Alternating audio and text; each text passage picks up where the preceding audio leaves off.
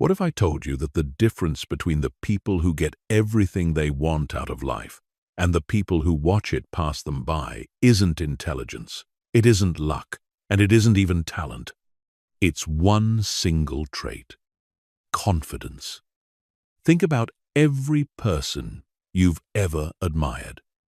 Every leader who commanded a room the second they walked in. Every person who spoke their mind without flinching.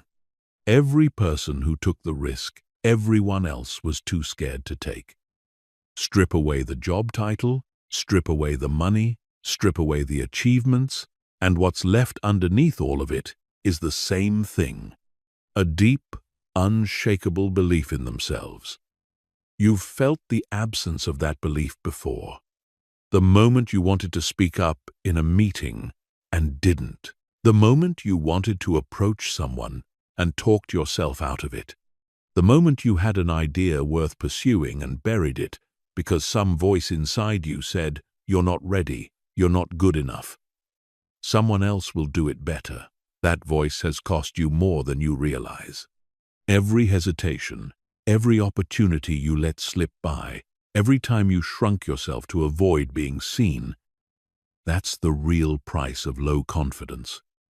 And most people pay it every single day without even noticing. Here's what almost nobody tells you. Confidence isn't a personality trait you're born with. It isn't reserved for a lucky few who came out of the womb fearless.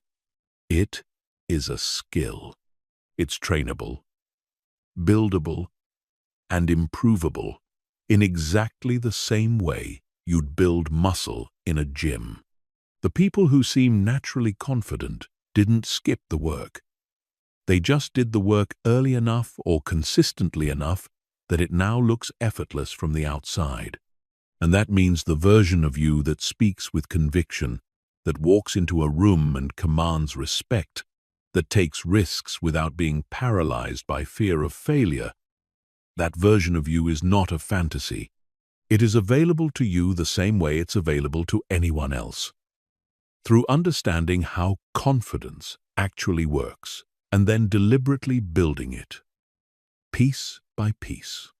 By the end of this, you're going to understand what confidence really is at a psychological level, why so many capable, intelligent people struggle with it their entire lives, and exactly what separates the people who radiate self-assurance from the people who quietly doubt themselves into a smaller life than they deserve.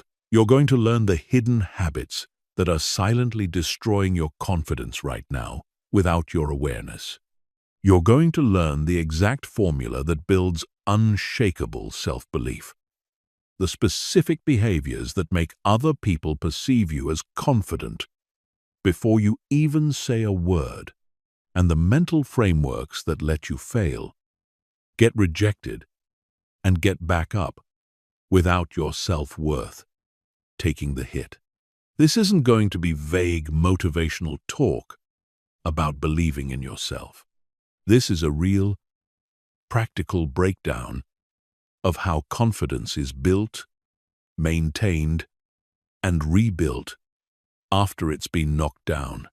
If you're ready to stop being a spectator in your own life and start being the person who takes the shot, speaks the truth, and walks into the room like they belong there, keep listening, because everything is about to change. Chapter 1. What confidence actually is. Let's clear up the biggest misunderstanding about confidence right away, because it's the reason so many people chase it their whole lives and never actually catch it.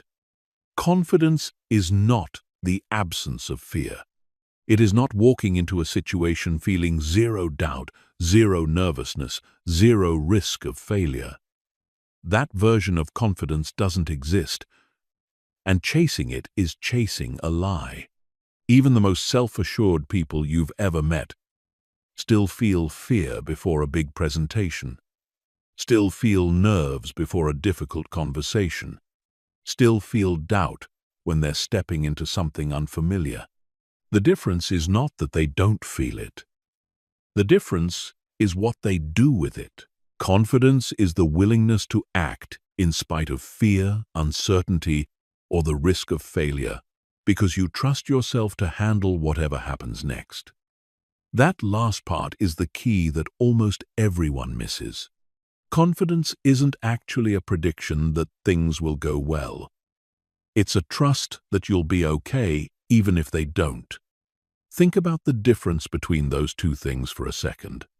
If your confidence depends on believing you won't fail, won't be rejected, won't be judged, then your confidence is incredibly fragile, because none of those outcomes are within your control. But if your confidence is built on trusting your own ability to handle failure, rejection, and judgment, and to keep moving forward regardless, then your confidence becomes almost impossible to shake, because it no longer depends on the outcome at all. This reframes everything. Confident people aren't confident because they think they'll succeed. They're confident because they've decided, consciously or not, that their sense of self-worth isn't up for negotiation based on the result.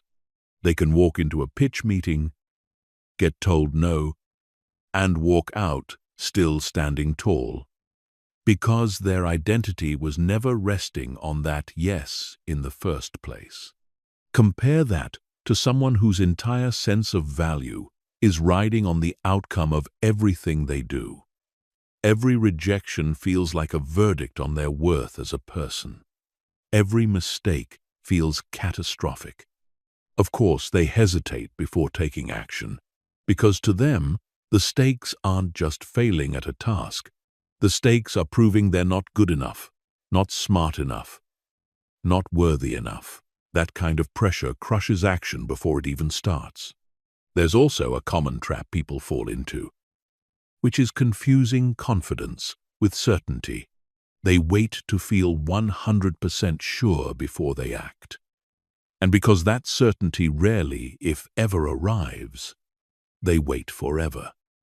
But certainty and confidence are not the same thing. You will almost never have complete certainty before doing something meaningful, whether that's starting a business, asking someone out, applying for a role you're not sure you're qualified for, or speaking up with an unpopular opinion. Confidence is not needing certainty in order to move. It's the willingness to commit to a direction with incomplete information and trust that you'll adjust and figure it out as you go, because you've built enough self-trust to know you can. There's also a version of confidence that isn't real, and it's important to name it, because a lot of people mistake it for the genuine article. That's arrogance, or what psychologists sometimes describe as fragile, high self-esteem. This is the loud, boastful, need to be, the center of attention version of confidence that actually comes from deep insecurity.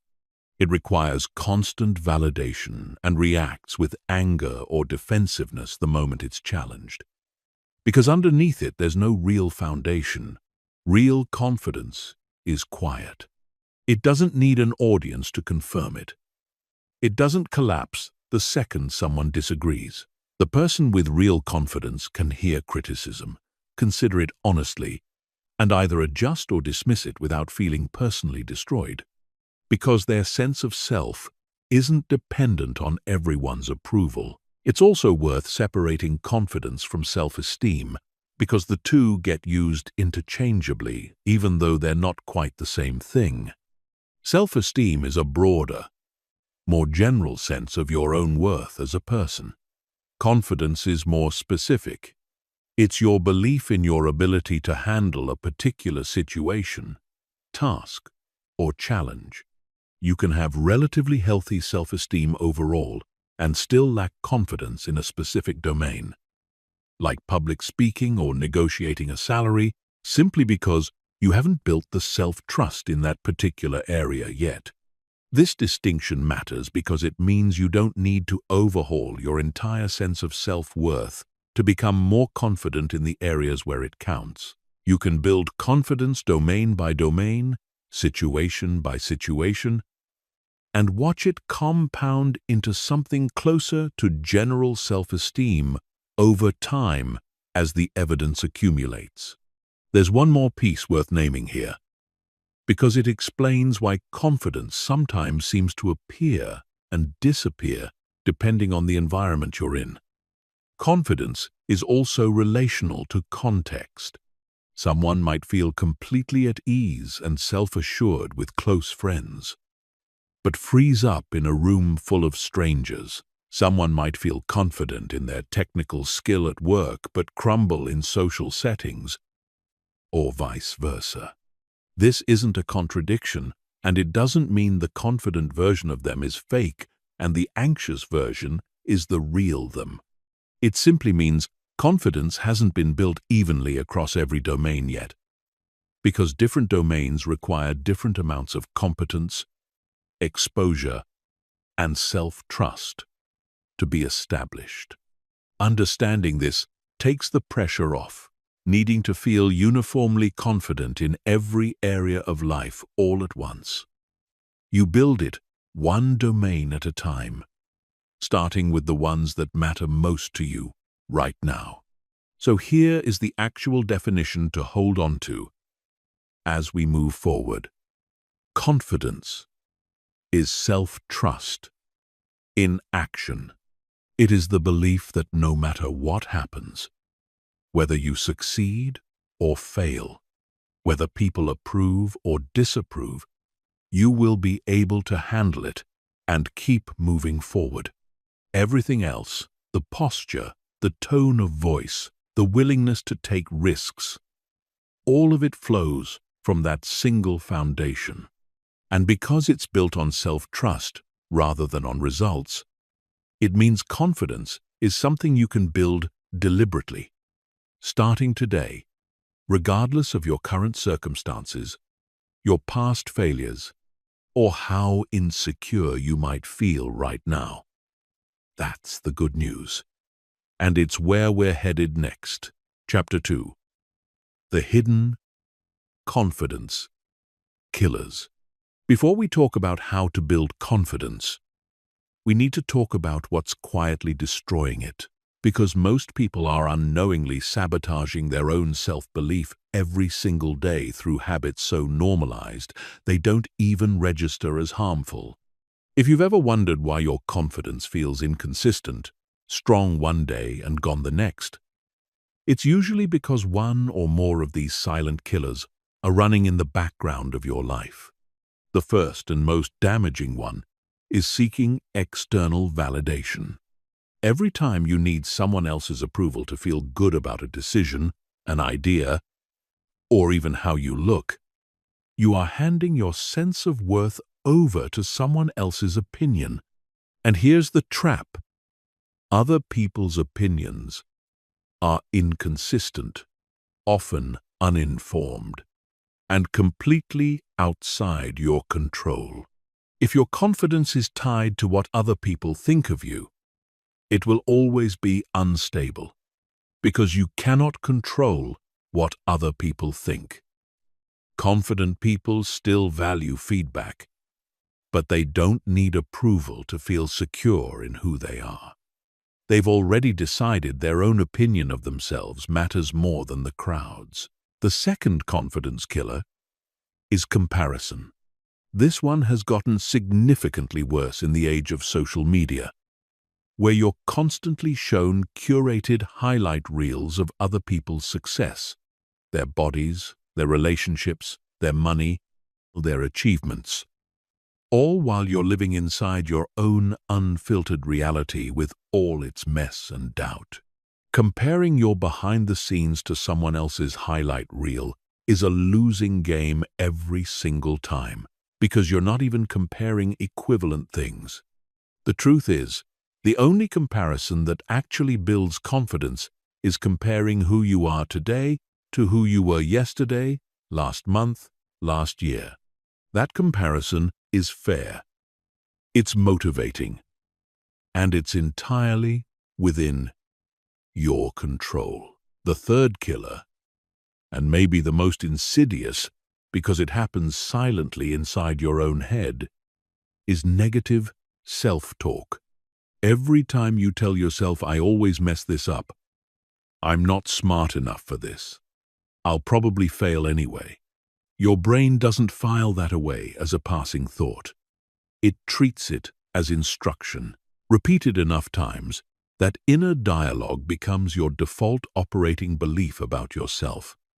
And you start acting in ways that confirm it, not because it was ever true, but because you trained your brain to expect it. Confident people are not people who never have a negative thought. They're people who've learned to catch that thought and consciously replace it before it takes root, the same way you'd correct a habit. The fourth killer is broken promises to yourself. This one doesn't get talked about enough. Every time you say you're going to do something, wake up early, go to the gym, finish the project, and then don't follow through, you are quietly teaching your own subconscious that your word means nothing. And if you can't trust your own word, how could you ever trust yourself to handle anything difficult? This is why consistency with small commitments to yourself matters far more than people realize. It's not really about the gym session you missed. It's about what missing it repeatedly does to your internal trust account. The fifth killer is avoidance. Every time you avoid a situation that makes you nervous, whether that's a difficult conversation, a new social setting, or putting your work out into the world, you get short-term relief, but long-term cost. Avoidance teaches your brain that the situation really was dangerous, which is exactly backwards from what builds confidence. Confidence is built through evidence, and avoidance denies you the chance to gather any. Every situation you avoid becomes slightly scarier the next time, and the pattern compounds until entire areas of life feel permanently off limits. There's a sixth killer worth naming, even though it's less obvious than the first five, and that's perfectionism. Perfectionism disguises itself as a virtue, as high standards, as caring enough to get things right. But underneath it is often a fear of being judged for anything less than flawless. Perfectionism keeps people endlessly refining, endlessly preparing, endlessly waiting for the moment when the work, the idea, or even their own appearance is good enough to be seen. That moment never arrives because perfect is a moving target that retreats every time you get close to it. The cost of perfectionism isn't just lost time, it's lost confidence. Because every day spent hiding unfinished work is a day spent reinforcing the belief that you're not ready to be judged, which is the opposite of the belief confidence requires. There's a seventh pattern that quietly amplifies all the others, and that's isolation. When confidence takes a hit, the instinctive reaction for a lot of people is to withdraw, to stop putting themselves in situations where they might be judged or found lacking, and to process the doubt alone. But isolation removes access to two of the most powerful confidence-restoring resources available: outside perspective and social proof of your own worth through genuine connection. Left alone with your own doubting thoughts, with no outside voice to challenge the distorted narrative, the mind tends to spiral further inward rather than correcting itself. This is part of why confident people, even naturally introverted ones, tend to maintain real relationships where they can be seen and supported, because that connection acts as a check against the isolated echo chamber that low confidence creates. It's worth noticing how these six killers reinforce each other in a loop. Comparison feeds negative self-talk, because measuring yourself against a curated version of someone else's life almost always generates a negative internal verdict. Negative self-talk feeds avoidance, because if you've convinced yourself you'll fail, why would you willingly put yourself in the situation? Avoidance feeds broken promises to yourself because avoiding the workout, the conversation, or the deadline usually means breaking a commitment you made earlier. And broken promises feed the need for external validation.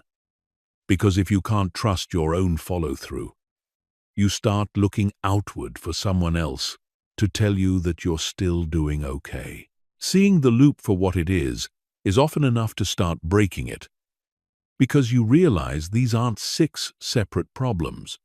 They're one pattern showing up in 6 different disguises.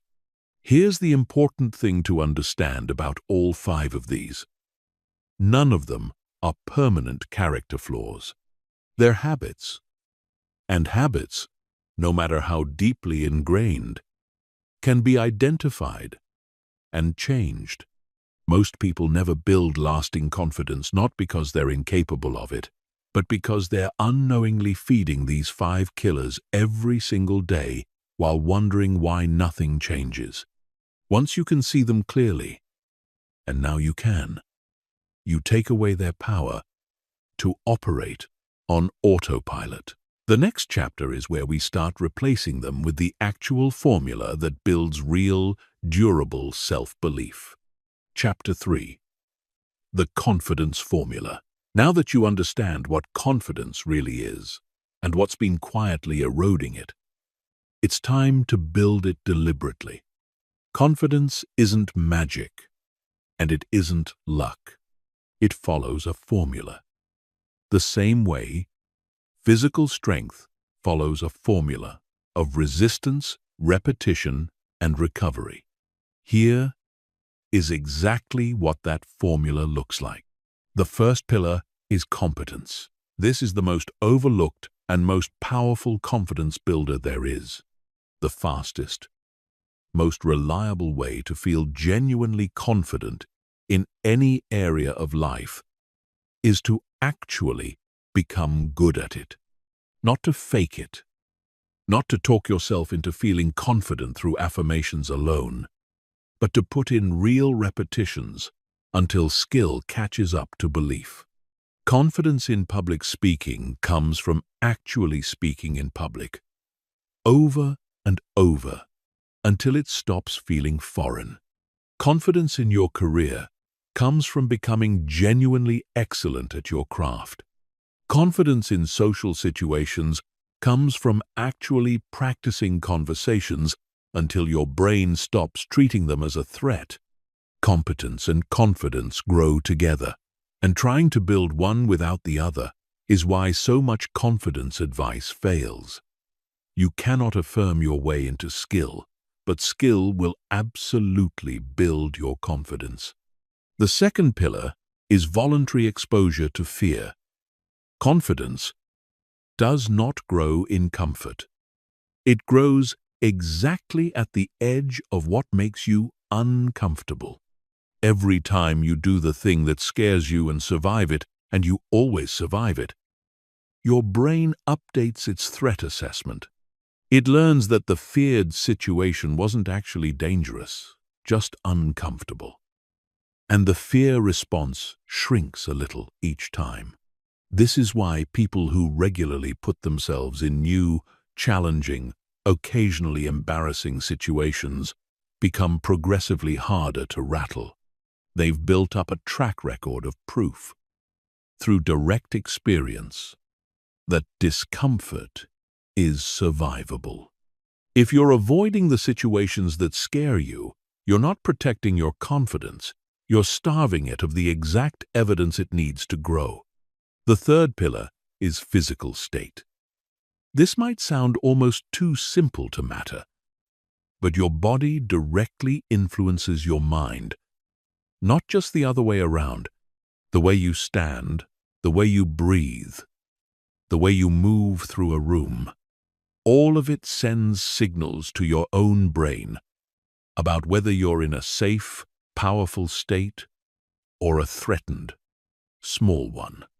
Standing tall, keeping your shoulders back, making steady eye contact, taking up physical space instead of shrinking. These aren't just external performances for other people. they change your internal chemistry. Slouched, closed off, fidgety body language does the opposite. It tells your nervous system that you're under threat, which then makes you feel less confident, even if nothing external has changed. Controlling your physical state is one of the fastest levers you can pull to shift how you feel in the moment. The fourth pillar is your internal dialogue. We touched on negative self-talk as a killer. And here's the flip side. The way you speak to yourself in your own head, especially under pressure, directly shapes your behavior. Confident people are not people whose minds are silent. They're people who've trained their internal voice to sound like a coach instead of a critic. Instead of, "I'm going to embarrass myself," the trained response becomes, "I can handle whatever happens here." Instead of, "What if I fail?" it becomes, "I'll figure it out as I go, the way I always have." This isn't about lying to yourself or pretending everything will go perfectly. It's about choosing the version of self-talk that keeps you moving forward, instead of the version that talks you out of trying at all. The fifth pillar is self-trust through kept promises. As we discussed, every commitment you keep to yourself, no matter how small, is a deposit into your own credibility. Wake up when you said you would. Finish what you started. Follow through on the small things consistently. And over time, you build an internal reputation with yourself as someone who does what they say. That reputation becomes the bedrock underneath every other form of confidence. Because when you trust your own word, you trust yourself to handle whatever comes next, which is, remember, the actual definition of confidence we started with. There's a practical way to apply this formula that makes it far less abstract. And that's what's sometimes called the evidence log approach. Confidence is ultimately built on evidence. Proof accumulated over time that you can handle difficulty. Most people never build a strong sense of that evidence because they never consciously track it. They let each small win pass by unnoticed, while every failure gets replayed on a loop, deliberately keeping track, even mentally, of moments where you did the hard thing, had the difficult conversation, tried the new skill, recovered from the setback, creates a growing body of proof that directly counters the insecure voice that says you can't handle things. Over weeks and months, that evidence log becomes the foundation self-trust is built on. Because self-trust isn't blind faith. It's a conclusion drawn from a track record you've actually lived.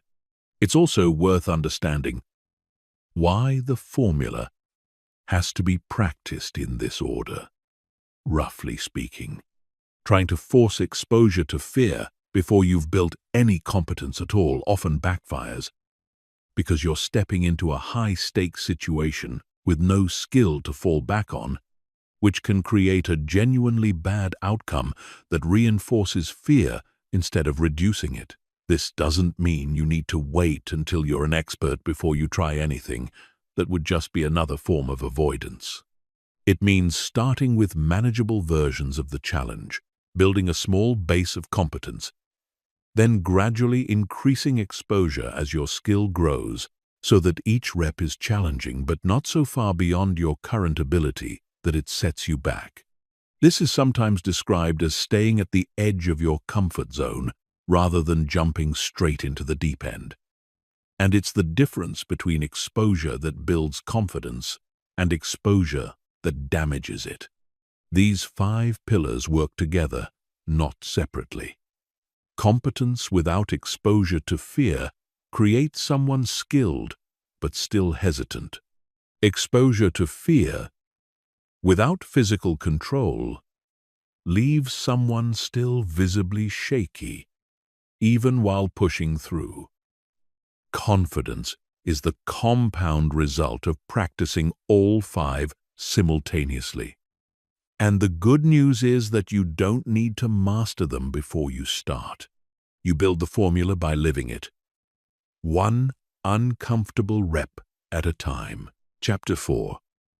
How confident people think differently.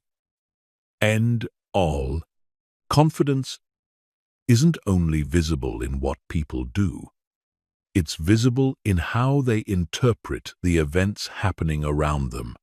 Two people can experience the exact same setback, the exact same rejection, the exact same failure, and walk away with completely different beliefs about themselves and completely different next actions.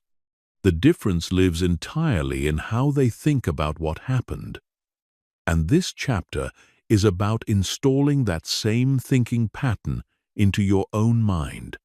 The first mental shift is how confident people interpret failure. Most people treat failure as evidence about their identity. They fail at something and conclude, I'm bad at this, or worse, I'm not good enough. Confident people treat failure as information about their approach, not a verdict on their worth. A confident person who fails at a pitch doesn't think I'm a failure. They think that approach didn't work. What can I adjust for next time?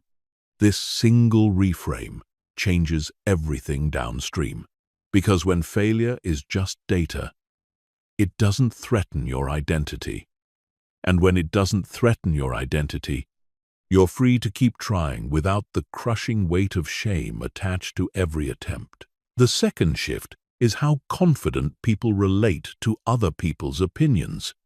Insecure thinking treats other people's judgment as fact, as though someone disapproving of you is proof that something is wrong with you. Confident thinking treats other people's opinions as exactly that, opinions, filtered through their own experiences, moods, insecurities, and biases, which means they're informative at best and irrelevant at worst. This doesn't mean confident people ignore all feedback. It means they evaluate it on its merits, instead of automatically absorbing it as truth. Someone can dislike you, disagree with you, or criticize you, and a confident person can hold that fact without it altering how they see themselves because they've separated other people's opinions from their own self-assessment. The third shift is around comparison and competition. Insecure thinking sees someone else's success as a threat, as proof that there's less available for you, or as a mirror reflecting your own inadequacy back at you.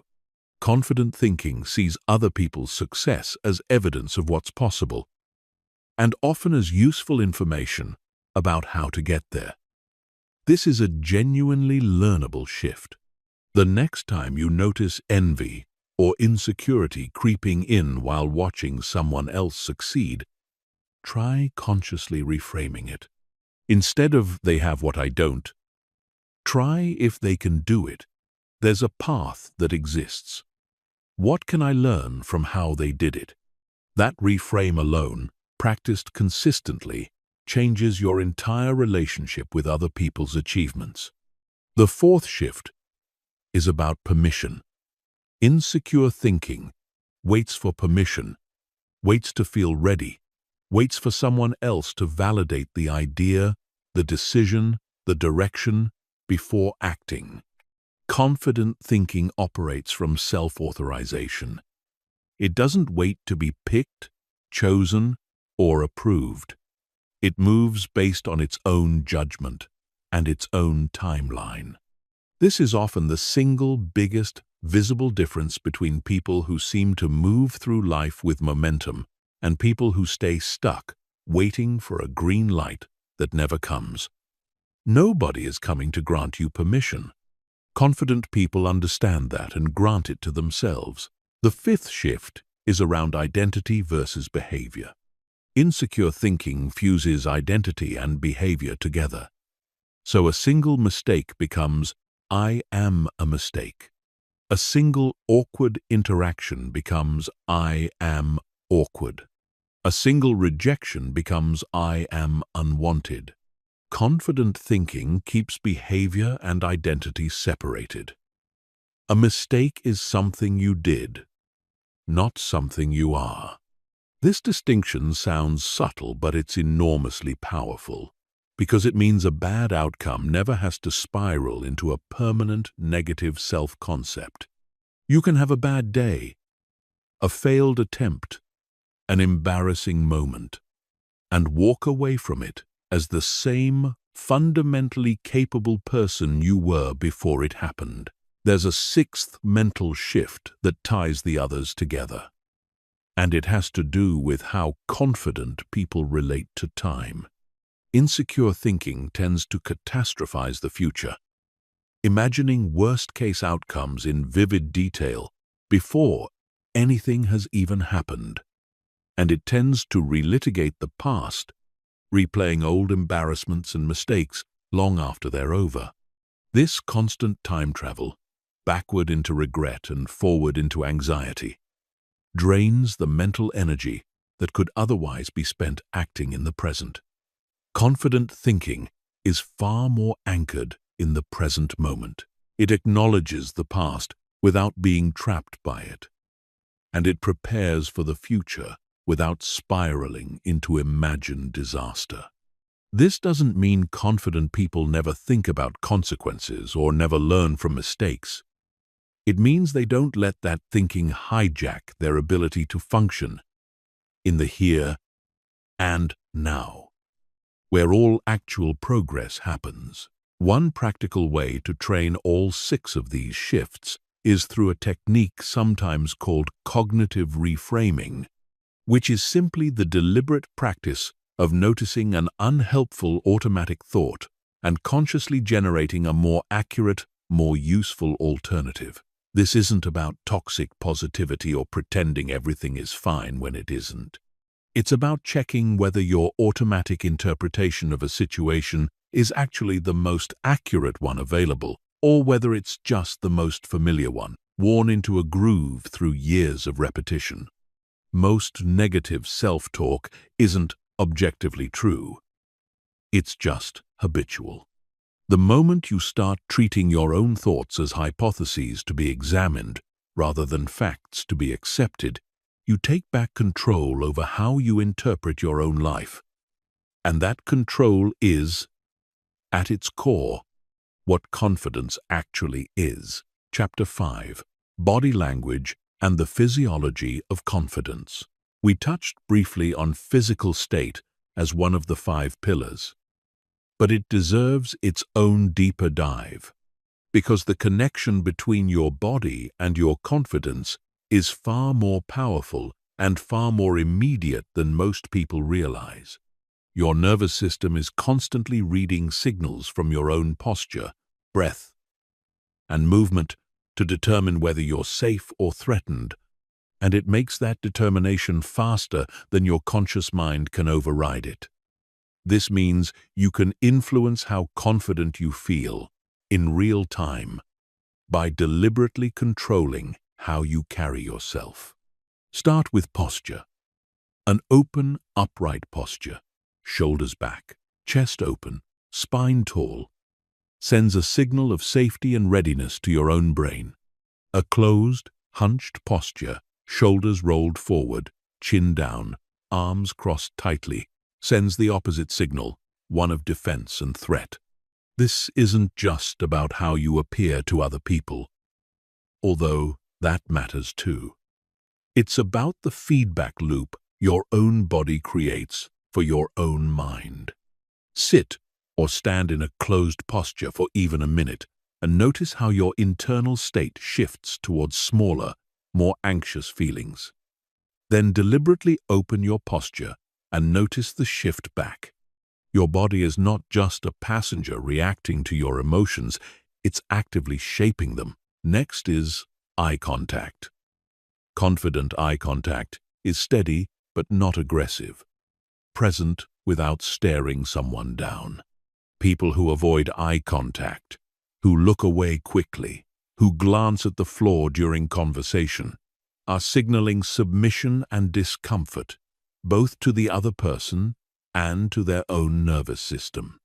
This doesn't mean forcing an intense, unblinking stare, which reads as aggressive or unsettling.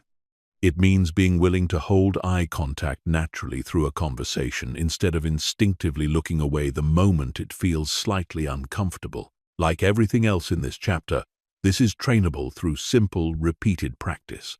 Then there's your voice. Confident speech is not necessarily loud, but it is clear, unhurried, and doesn't trail off into uncertainty at the end of sentences. One of the most common signals of low confidence is upspeak, ending statements as though they were questions, which subtly signals to the listener and to your own brain that you're unsure of what you just said. Confident people let their sentences land. They pause instead of filling silence with nervous filler words. They speak at a pace that says, "I have time to say this properly," rather than rushing through out of anxiety to get it over with.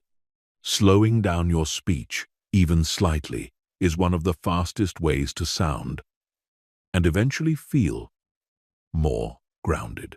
Movement matters too. Confident people tend to move with intention rather than nervous, jittery energy. Fidgeting, tapping, excessive movement of the hands and feet. These are outward expressions of an anxious internal state. And just like posture, they create a feedback loop that reinforces that anxious state rather than calming it. Deliberately slowing your movements, whether that's how you walk into a room or how you gesture while speaking, communicates control, both to others and to yourself. Here's the deeper psychological mechanism behind all of this, because it's worth understanding, rather than just accepting on faith. Your brain doesn't just generate emotional states and then express them through the body. It also reads the body's state as data about what emotional state it should be generating. This is sometimes called the facial feedback and body feedback effect, and it means the relationship between mind and body runs in both directions. You don't have to wait until you feel confident to act confident. Acting confident through posture, eye contact, pace of speech, and controlled movement is itself one of the most direct paths to actually feeling confident, because you're feeding your nervous system the exact signals it uses to determine your state. This doesn't mean physical confidence alone will fix everything. Competence and self-trust still have to be built underneath it, which is exactly why this is one pillar among 5 rather than a shortcut that replaces the others. But it is the fastest lever available to you in any given moment. And it's worth treating your body language as a daily practice, rather than something you only think about before a big event. The way you carry yourself in ordinary, low-stakes moments. Walking down the street, sitting in a meeting, ordering coffee, is training your nervous system just as much as the high-stakes moments are. Confidence is built in the repetition of small moments far more than it's built in the rare dramatic ones. Breathing deserves specific mention here, because it's the one physiological lever almost nobody thinks to use, even though it's constantly available. Shallow, rapid breathing, concentrated high in the chest, is part of the body's threat response, and it directly signals to your nervous system that danger is present, even when it isn't. Slow, deep breathing that expands the diaphragm does the opposite. It directly activates the body's calming response and tells your nervous system that you're safe. This means that before any situation where you feel your confidence wavering, a walk into a room, a difficult conversation, a moment on stage, a few slow, deliberate breaths aren't just a relaxation technique. They're a direct, physiological intervention that shifts your body out of threat mode and into a state where clear, confident action becomes far more accessible. Combined with posture, eye contact, pace of speech, and controlled movement, breath becomes the fifth lever in a physical toolkit you can deploy in any moment that demands more presence than you currently feel. And like everything else in this chapter, it gets more automatic and more powerful the more consistently you practice it. Chapter 6. The Daily System for Building Unshakable Confidence. Everything we've covered so far explains what confidence is and why it works the way it does. But understanding a formula and actually living it are two different things. Most people who fail to build lasting confidence don't fail because they lack information. They fail because they never turn that information into a repeatable daily system. Motivation to feel more confident comes and goes, often triggered by a good day, a compliment, a small win. A system doesn't depend on motivation at all. It runs whether you feel like it or not, and that's exactly why it works when willpower alone doesn't. The first component of the system is a daily discomfort rep. This is one small action, chosen deliberately, that pushes slightly past your comfort zone. It doesn't need to be dramatic. It could be speaking up once in a meeting where you'd normally stay quiet, striking up a conversation with a stranger, sending the message you've been putting off, or trying something you might be bad at in front of other people. The specific action matters far less than the consistency. What you're training here isn't the skill itself. You're training your nervous system to tolerate voluntary discomfort as a normal, survivable part of daily life. Do this every single day, and within a few weeks, the general baseline of anxiety around new or uncertain situations starts to drop, because your brain has stopped treating discomfort as an emergency signal. The second component is tracking your evidence log, which we introduced briefly in an earlier chapter, and now becomes a daily practice rather than an abstract idea. At the end of each day, take a moment, mentally or in writing, and note one thing you did that took courage, however small. This directly counters the brain's natural negativity bias, which tends to remember failures and embarrassing moments far more vividly than quiet wins. Without deliberately logging the wins, they tend to evaporate from memory, while the one awkward moment from 3 weeks ago somehow still replays on a loop. The evidence log rebalances that ratio, and over time it becomes a genuine, factual case for your own capability that you can draw on whenever doubt creeps back in. The third component is a morning identity statement. And this is different from generic positive affirmations, which tend to feel hollow because they're disconnected from actual evidence. Instead of repeating, "I am confident," without any basis for believing it, the more effective version ties directly back to your evidence log. Something like, "I have handled difficult situations before, and I will handle whatever today brings," is grounded in a track record rather than wishful thinking, which makes it far more believable to your own mind, and therefore far more effective at actually shifting your state. The fourth component is what we'll call the recovery protocol, and it matters just as much as the action itself. Because confidence isn't only built through wins, it's built through how you respond to setbacks. When something goes badly, and it will, the recovery protocol is a deliberate three-step process. First, acknowledge what happened factually, without exaggeration or self-punishment. Something didn't go the way you wanted. That's it. That's the whole fact.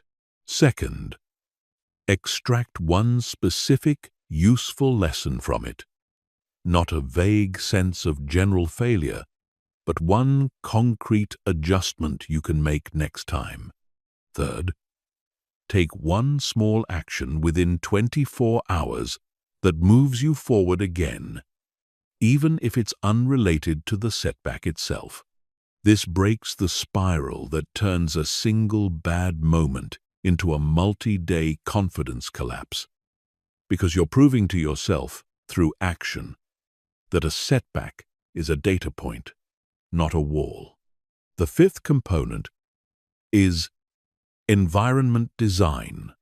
Confidence is heavily influenced by the people, media, and inputs you surround yourself with daily. Spending significant time around people who criticize, belittle, or constantly compare themselves to you will steadily erode confidence no matter how strong your internal practices are. Consuming a constant stream of curated social media content will feed the comparison killer we discussed earlier, no matter how many identity statements you repeat each morning. Building confidence isn't just an internal project. It also requires actively curating an environment, both the people and the inputs, that reinforces growth instead of undermining it. It's worth being precise about what belongs in the evidence log, because vague entries produce vague confidence.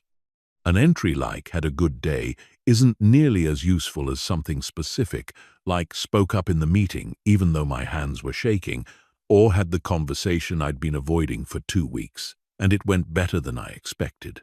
Specificity matters because the goal isn't to generate a generic feeling of positivity.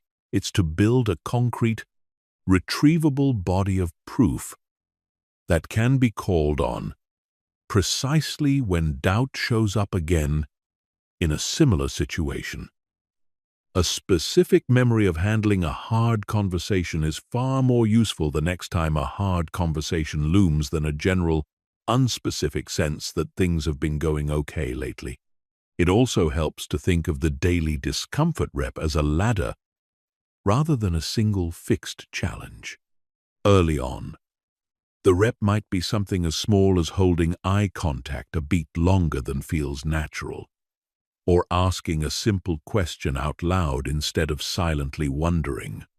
As tolerance builds, the ladder moves up, initiating conversations with strangers, voicing disagreement in a meeting, asking for something you want without over-apologizing for the request. The mistake many people make is either staying on the bottom, rung indefinitely, doing the same easy rep long after it stopped being uncomfortable, which stalls progress, or jumping straight to the top, rung before any tolerance has been built, which usually produces a bad enough experience that it reinforces avoidance instead of reducing it. The ladder should always feel like a genuine stretch, noticeably outside comfort, but not so far outside it that panic takes over and blocks any actual learning from happening. Recalibrating the ladder every couple of weeks, moving the next rung up as the current one stops, generating real nervousness, keeps the system working continuously instead of plateauing. There's a sixth component worth adding once the first 5 have become habitual, and that's a weekly review. Daily practices build momentum, but without periodically stepping back to look at the bigger pattern, it's easy to lose sight of actual progress, especially because confidence tends to build slowly enough that day-to-day changes are hard to notice. Once a week, take a few minutes to look back over your evidence log entries, Notice which discomfort reps felt significantly easier than they did a month ago, and notice which areas still feel stuck. This isn't about judging yourself for slow progress. It's about giving yourself the accurate, zoomed-out picture that daily immersion in the process tends to obscure. Most people underestimate how much they've grown because they're comparing today to yesterday instead of today to 3 months ago, and the weekly review corrects that comparison. It's also worth being honest about the timeline here, because unrealistic expectations about speed are one of the most common reasons people abandon confidence-building systems before they've had a chance to work. This is not a 7-day transformation, no matter what certain corners of the internet might promise. Real, durable confidence, the kind that holds up under genuine pressure and doesn't collapse the first time it's tested, is built over months of consistent practice. The same way physical strength is built over months in a gym rather than a single intense workout. There will be days the system feels like it's doing nothing at all. And there will be a point, usually further out than people expect, where you notice a genuine, qualitative shift. A situation that would have paralyzed you months earlier now barely registers as a challenge. That shift is the compounding effect of every small rep finally becoming visible. And it's worth trusting the process through the invisible early stretch to get there.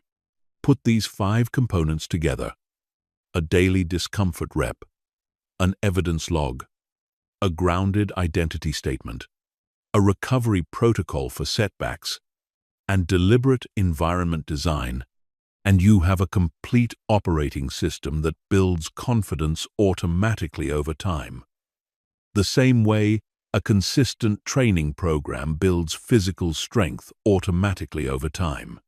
The specific exercises matter less than most people think. The consistency of the system is what actually produces the result. Chapter 7. Confidence in social situations and relationships. Nowhere does low confidence show up more visibly or cost more than in social situations and relationships. The fear of judgment, rejection, or simply being unlikable is one of the oldest and most deeply wired fears humans carry, rooted in a time when being cast out of the group had real survival consequences. That wiring hasn't gone away just because the actual stakes of a modern social interaction are usually far lower. Understanding this helps explain why social anxiety feels so disproportionately intense compared to what's actually at risk in most everyday interactions, and it's the starting point for building genuine social confidence. The first principle of social confidence is that most people are far more focused on themselves than they are on judging you. This is sometimes called the spotlight effect, the well-documented tendency to overestimate how much other people notice and remember our appearance, mistakes, and awkward moments. In reality, most people are preoccupied with their own worries, their own performance, their own insecurities, and they simply don't have the spare attention to scrutinize you as closely as your anxious mind imagines. Internalizing this doesn't eliminate social nervousness overnight, but it does correct a distortion that makes social situations feel far higher stakes than they actually are. The second principle is that confident social behavior isn't about being the loudest or most extroverted person in the room. It's about being comfortable with who you are, regardless of the room's reaction. An introvert who quietly says less but means what they say, who doesn't perform for approval, who is simply present and genuine, can radiate just as much confidence as the most talkative extrovert. Confidence in social settings is not a personality type. It's a relationship to your own authenticity. The moment you start performing a version of yourself designed purely to be liked, you've handed control of your self-worth to the audience's reaction, which puts you right back in the fragile, externally validated version of confidence we identified earlier as false. The third principle involves the specific skill of tolerating social discomfort without needing to fix it immediately. Awkward silences, moments of disagreement, someone not immediately warming up to you. These are normal features of human interaction, not signs that something has gone wrong. People with low social confidence tend to rush to fill every silence, over-explain, or abandon their position the moment there's any friction, because discomfort feels intolerable. People with genuine social confidence can sit inside an awkward pause without panicking, because they trust that the discomfort is temporary and survivable, which, remember, is the entire foundation confidence is built on in the first place. The fourth principle is about how confidence changes the actual content of your communication, not just its delivery. Confident communication tends to be direct. It says what it means without excessive hedging, without apologizing for having an opinion, without dressing every statement in so many qualifiers that the actual message gets lost. This doesn't mean confident people are blunt or inconsiderate. It means they trust that their honest perspective has value and doesn't need to be diluted into vagueness to be acceptable. Practicing directness, saying what you actually think in low-stakes conversations first, before working up to higher-stakes ones, is one of the most effective ways to build this particular muscle. The fifth principle concerns rejection specifically within relationships, because fear of rejection is often the single biggest block to social confidence. Here's the reframe that changes everything. Rejection is not evidence of your worth. It's evidence of fit. When someone doesn't want to be your friend, doesn't want to date you, doesn't respond the way you hoped, that outcome says something about compatibility, timing, and their own preferences, none of which are a verdict on your fundamental value as a person. Confident people still feel the sting of rejection that never fully goes away, but they don't let a single rejection become a global statement about their worth. They understand that seeking connection means occasionally encountering mismatch, and mismatch is simply part of the process of eventually finding genuine fit, not a personal failure. Another specific context worth addressing directly is interacting with people who hold authority or status over you, a boss, someone more experienced, someone whose approval genuinely does have practical consequences. This is where confidence often erodes fastest, because the perceived stakes are real rather than purely social. The same principles still apply, but with one addition: remembering that authority and status are contextual, not a measure of a person's fundamental worth relative to yours. Someone having more experience, more seniority, or more formal power in a given room doesn't make their perspective automatically correct or make your own perspective automatically less valid. It simply means the conversation carries different practical stakes. Confident people can be genuinely respectful of authority while still maintaining their own voice within that dynamic, because respect for someone's position and deference of your own judgment are not the same thing, even though they often get treated as though they are. There's also a specific dynamic worth naming around group settings, since they tend to generate more anxiety than one-on-one interactions for a lot of people. In a group, the perceived audience is larger, which amplifies the spotlight effect discussed earlier. The sense that every word and reaction is being closely watched and judged. The practical antidote here is remembering that groups rarely operate as a single judging entity. They're a collection of individuals, most of whom, per the spotlight effect, are more focused on their own standing in the group than on evaluating yours. A useful practice for group settings, specifically, is picking one person to speak to in the moment when addressing the room feels too overwhelming, which shrinks the perceived audience back down to a single, more manageable interaction, even while technically speaking to everyone. There's a sixth principle worth adding, and it concerns the specific dynamic of meeting new people versus deepening existing relationships. Because social confidence often shows up differently in each context. Meeting new people draws heavily on the exposure and physical state pillars. Since there's no existing trust or history to lean on, and the primary skill is simply tolerating the initial uncertainty of not yet knowing how someone will respond to you. Deepening existing relationships draws more heavily on the directness and authenticity principles. Since the challenge there usually isn't initial nervousness, but the willingness to be increasingly honest, to express needs, to disagree, or to be vulnerable as the relationship grows past surface level. Both require confidence, but recognizing which specific skill a given social challenge is actually asking of you makes it much easier to know which part of this material to lean on in the moment. Building social confidence, like everything else in this material, comes down to repetition.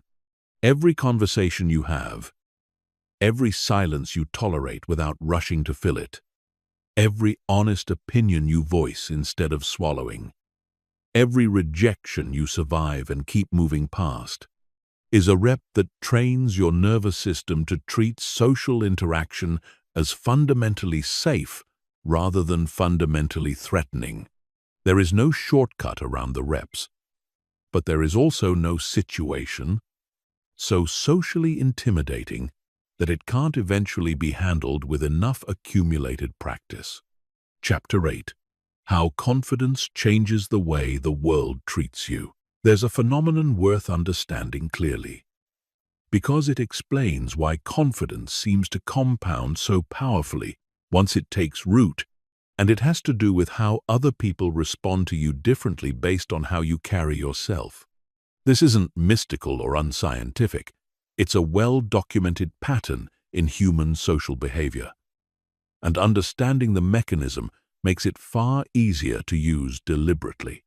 The first mechanism is that people take their cues about how to treat you largely from how you treat yourself. If you apologize constantly, minimize your own needs, defer automatically to everyone else's opinion, and physically shrink yourself in rooms, you are, whether you intend to or not, signaling to everyone around you that you can be deprioritized, overlooked, or treated as less important. People generally aren't consciously calculating this. It happens below the level of deliberate thought, but the pattern is consistent and well studied. Conversely, when you hold your own opinions with respect, maintain boundaries, and carry yourself as someone whose time and presence matter, people calibrate their treatment of you accordingly, often without either party realizing exactly why. The second mechanism is trust transfer. Human beings are constantly, unconsciously, scanning for signals about who is competent and trustworthy, because trusting the wrong person or the wrong information has real costs. Historically, even survival costs. Confidence, expressed through steady eye contact, clear speech, and calm body language, functions as a shortcut signal that says, this person knows what they're doing. This is precisely why two people with identical actual expertise can be perceived completely differently in a room. The one who presents with confidence gets assumed competence faster, gets listened to more readily, and gets given opportunities and trust more quickly. even before they've had the chance to fully prove themselves through results. This is genuinely unfair, in the sense that confidence and competence aren't the same thing. Plenty of highly skilled people struggle with confidence, and plenty of confident people overestimate their own skill. But understanding that this bias exists means you can stop being disadvantaged by it. Once you build authentic competence to back up the confident presentation. The third mechanism is boundary respect. People test boundaries, often unconsciously, to understand where they stand with you. Someone who has a track record of allowing their time, energy, or opinions to be overridden without pushback will continue to have those things overridden because there's been no signal that a different response is coming. The moment you begin holding boundaries clearly and calmly, without hostility but without wavering either, most people recalibrate their behavior toward you within a surprisingly short window. This isn't about becoming combative or difficult. It's about consistently communicating where your limits are and following through when they're tested, which trains the people around you the same way any consistent behavior trains an environment over time. The fourth mechanism is magnetism through authenticity.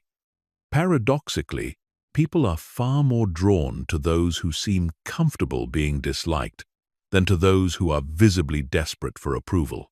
Desperation for approval reads, often unconsciously, as insecurity. And insecurity tends to repel rather than attract, because it signals unpredictability and neediness. Genuine self-possession, the visible sense that someone would be fine whether or not this particular interaction goes well, is consistently more attractive and more respected, precisely because it removes the anxious, grasping energy that makes people want to create distance. This is why the advice to stop caring what people think, often dismissed as a cliché, actually has real behavioral science underneath it. It's not about genuinely not caring at all. It's about not needing the outcome in order to feel okay, which then paradoxically makes the outcome more likely to go well.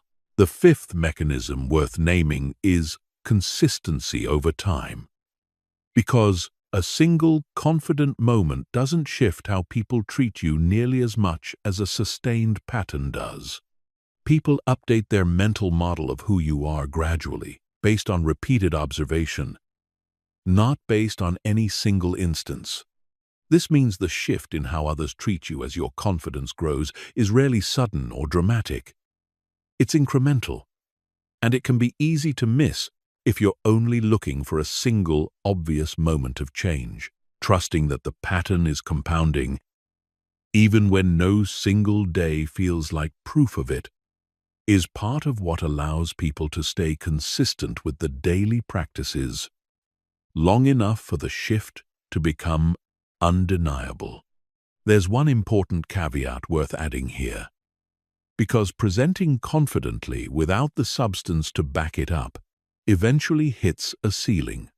Confidence can open a door faster than competence alone would, but it cannot keep that door open on its own.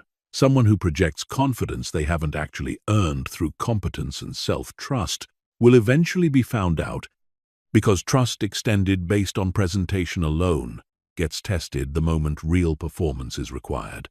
This is why this material has consistently emphasized competence as the first pillar, rather than treating confident presentation as a standalone trick.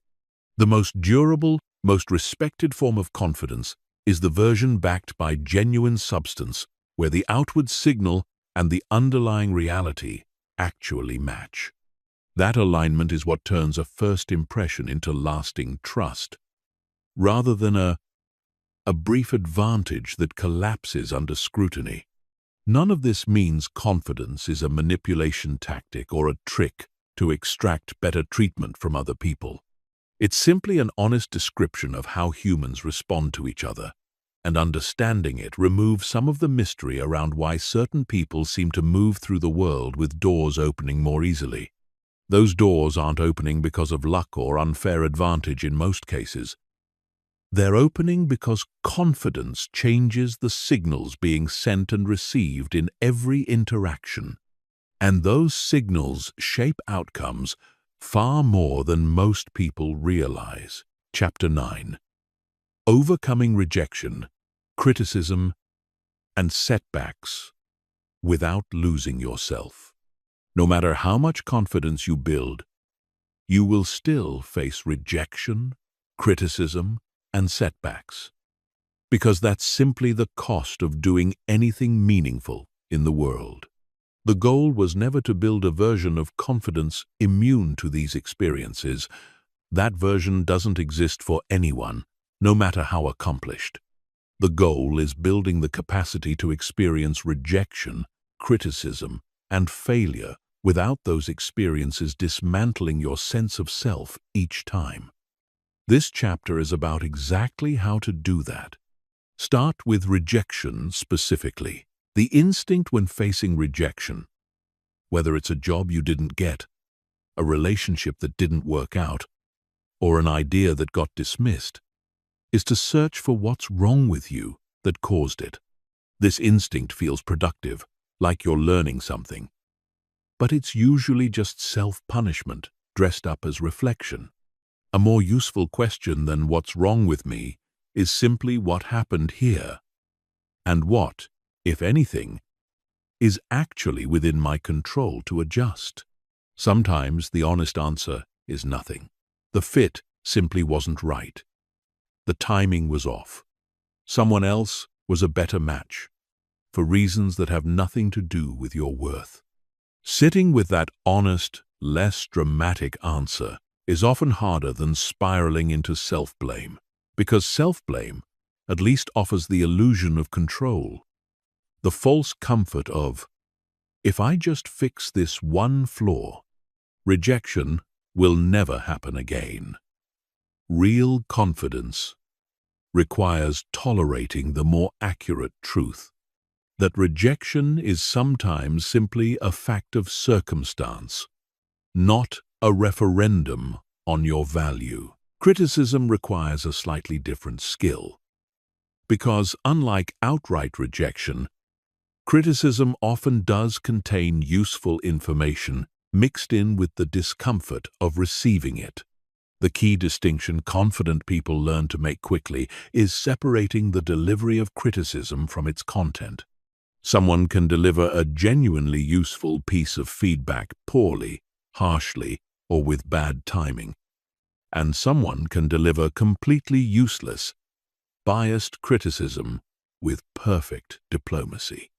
Getting tangled up in how something was said, rather than evaluating whether what was said has any merit, causes people to either dismiss valuable feedback because it stung, or absorb worthless feedback because it was delivered kindly.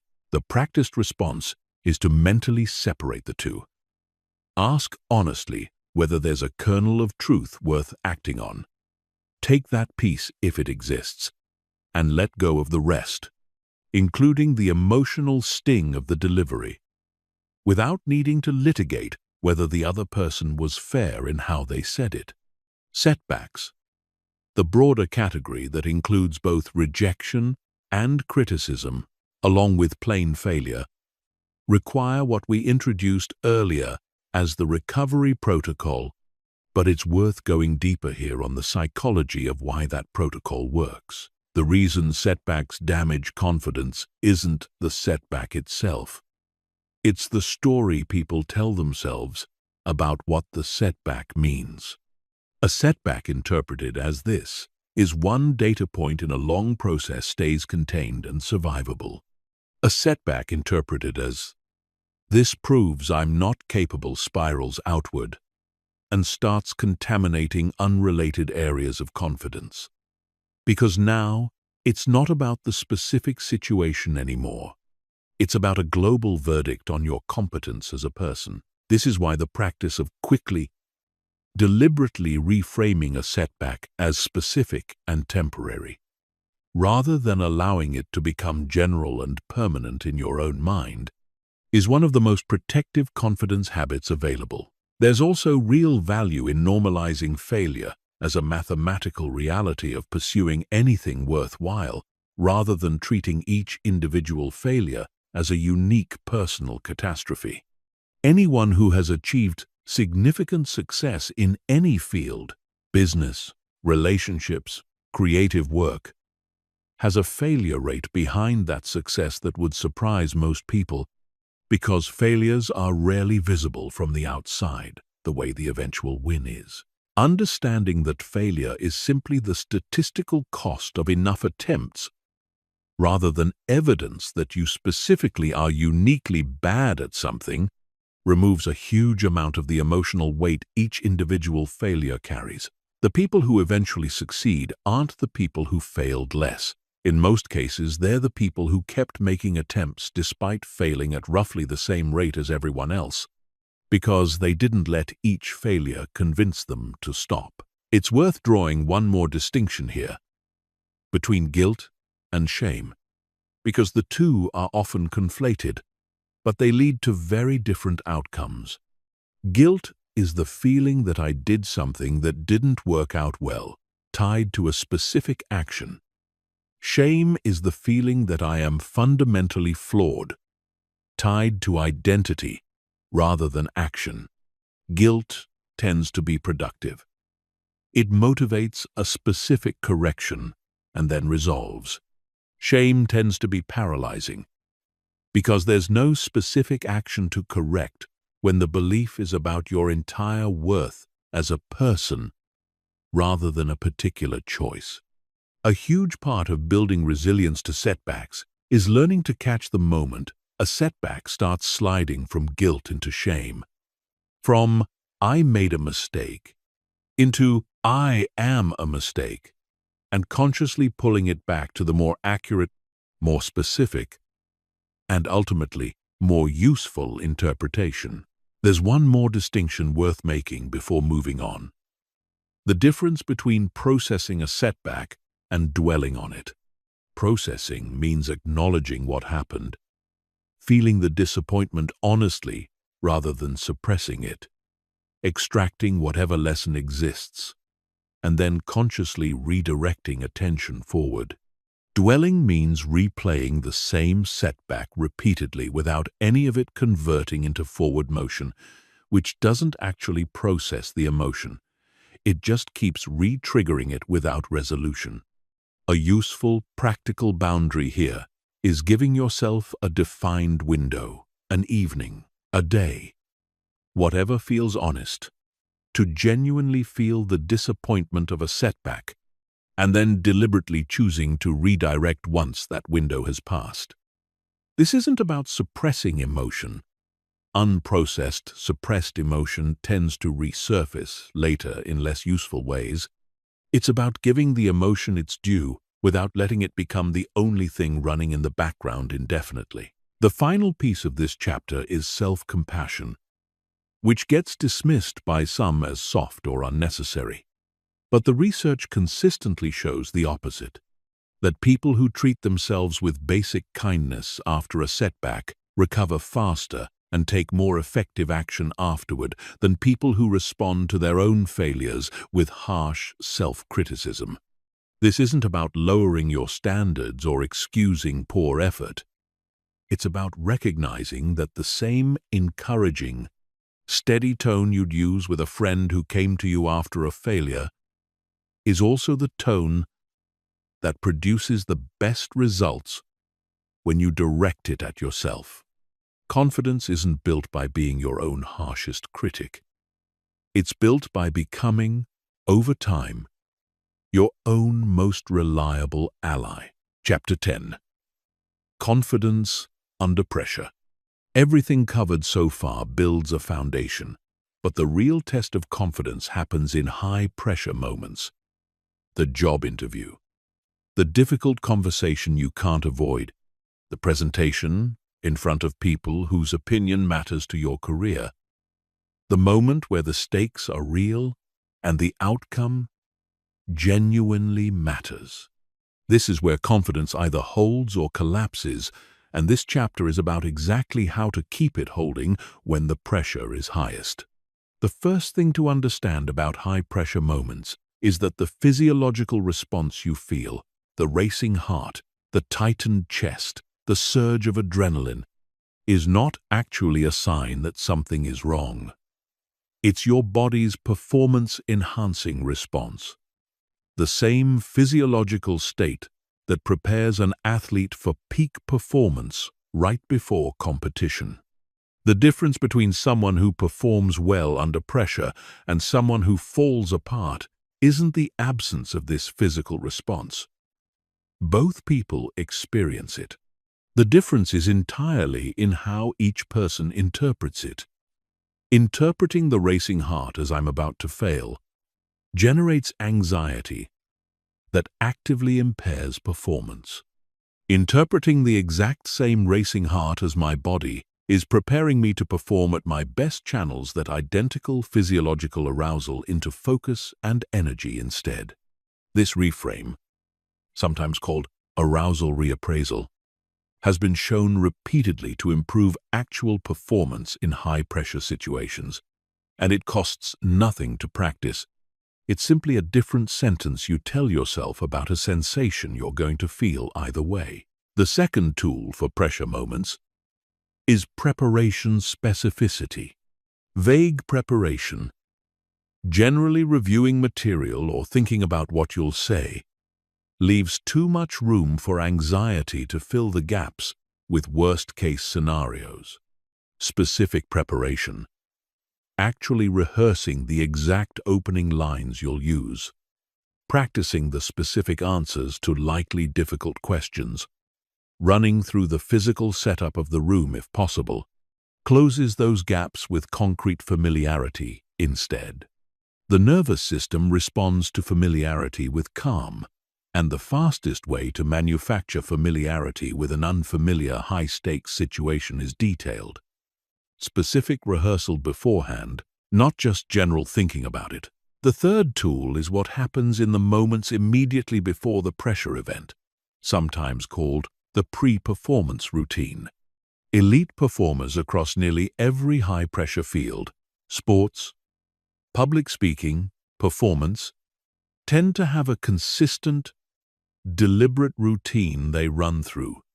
Right before the moment that matters, controlled breathing, a specific physical warm-up, a brief mental rehearsal of success. The specific content of the routine matters less than its consistency, because a familiar routine signals safety to the nervous system precisely when everything else about the situation feels unfamiliar and threatening. Building even a simple 2 or 3 minute routine you run through before any high-pressure moment gives your nervous system an anchor point of predictability inside an otherwise unpredictable situation. The fourth tool is anchoring to your evidence log in the moment itself. Right before stepping into the high-pressure situation, consciously recalling 1 or 2 specific instances where you successfully handled something difficult, not a vague general sense of, "I've done hard things before," but one concrete, specific memory, gives your brain immediate, relevant proof to draw on instead of defaulting to abstract fear about an unknown outcome. This works because specific memories are more psychologically persuasive than general reassurances. The same way a specific piece of evidence in an argument is more convincing than a vague assertion. The fifth and final tool is accepting, ahead of time, that the outcome is not entirely within your control, and separating your definition of success from the external result. If your only definition of success in a high-pressure moment is the outcome going perfectly, you've tied your entire performance to something partially outside your control, other people's decisions, unpredictable variables, timing. A more resilient definition of success is, did I show up prepared? And did I execute to the best of my actual ability in that moment? You can meet that definition of success regardless of whether the external outcome goes your way. And paradoxically, this shift in definition tends to reduce the very anxiety that was making the ideal outcome harder to achieve in the first place. It's also worth learning to distinguish between nerves and genuine unpreparedness, because they can feel similar in the moment, but call for completely different responses. Nerves are the physiological arousal response discussed earlier, present even when you're fully prepared. And the correct response to nerves is the reappraisal and grounding tools already covered. Genuine unpreparedness is different. It's the sense that you actually don't know the material, haven't practiced the skill, or are walking into something you have no real basis to handle, and no amount of breathing or reframing fixes that. Because the anxiety in that case is providing accurate information rather than a false alarm.